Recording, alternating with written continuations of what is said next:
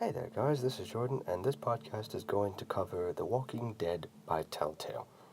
I'm going to do a few game reviews over the course of these, and we'll see how they go. Hopefully, they're not bad. Hopefully, I can get the point across to you. If not, maybe you can ask me in person, or maybe through YouTube. That's one way to do it. But let's get started. So, I want to preface this also by saying that this has nothing to do with the show, this follows the comics. The only one that has to do with the show is called Walking Dead Survival Instinct, which has to deal with Daryl, Merle, and their family prior to Rick waking up and prior to the show's actual events. It's a nice way to see into their little world prior to it, like what they call them, and how they interact with people, how smart mouth they are, all that. But let's move on. The game is by Telltale. It is a point and click style, so take that at face value. Point and click. Point your mouse or your joystick, whatever, and click on something to interact or talk. Now, I'll give you a basic plot synopsis of the 5 acts that the game has, and I will give my rating and any other comments I could think of. Okay, Act 1 starts off with Lee Everett, your protagonist, basically being hauled off to jail for murder. You find out why throughout the game, but you get a hint in the beginning. It's not really that brought up, unfortunately, but you can piece it together. It's not really that hard to figure out. And after talking to the cop who's driving, it turns out he got distracted and hits a woman, but we know it's a walker if you look at it close enough. Then once the car has crashed and he gets out of it, Lee is very injured and the cop has become a walker. But he dropped a shotgun, so yay, you get to deal with that. Then we move on to him finding Clementine, the little girl and everyone's favorite character from this game, whose parents have been missing for days and they're after the babysitter. Now, the babysitter is a walker when you find her, so you guess how that encounter goes down. But then you're saved by Hershel's son. That's cool. Hershel, from the show, if you've watched it, if you haven't read the comics, yeah, Hershel's in there too. His son saves you and brings you to their farm, where you meet a host of other people.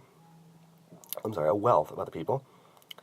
And you talk to them and find out their backgrounds and see what happens. You're going to barricade the farm up and hold out. But walkers come, and, well, let's just say you got to make some difficult choices, which is another big part of the game. Choices. What you say and what you do will determine whether the people like you or not, which can really be your real downfall when you make the wrong choice, or you think you made the right choice, but it doesn't work. So after that farm disaster, you go to a local pharmacy in the town, which happens to be where Lee's parents worked and his brother as well. They're not there, so you can guess where that went. It's The Walking Dead. Do I really have to go into that? So after some infighting and quarreling between the people, who's bit, who's not, all that madness, what do we do, where do we go, all that. You find out there's got to be a way to get out of this place, and once you do, you work on getting that stuff together.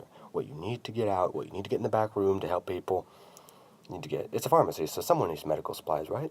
So you need to get the keys, find out how to get to a car, and leave. Now, of course, not everyone's going to agree with your plans, but screw them, right? But, yeah, you will escape, but there will be consequences of your choices. So people might die, people might not, people might like you, people might not. You're going to build relationships with these characters over 5 acts. So trust me, you strap yourself in. But, that's the first act. That's a rough synopsis, I know. The graphics, I would say, are very well done, because they're cel-shaded, which ages really well, and it's still gory and gross enough that it's still Walking Dead, it stays true. And since there's no main characters like Rick or Daryl, it's like you kind of have to put your faith in these characters that you don't know, but you do like them. If I had to give a negative, it's going to be the quick time events, which are basically fast few seconds that you have to do something which could let someone die or kill you or make a choice that you might not agree with later, and someone else might hate you for it. So that won't be great. If I had to give positives, there are plenty. The story is engaging, the world is immersive, and I'll tell you what, this is based off the comics. It made me actually want to read them. So that's a benefit.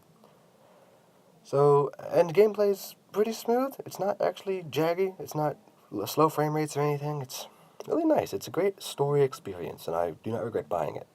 I know there's a season 2 that came out already with the little girl again. Yeah, based on how you play the first game, that'll determine how the second game probably goes. And then Season 3 has been announced. So, as a fan of the series, I have to recommend it to everyone who is also a fan, and anyone who just likes zombie fiction.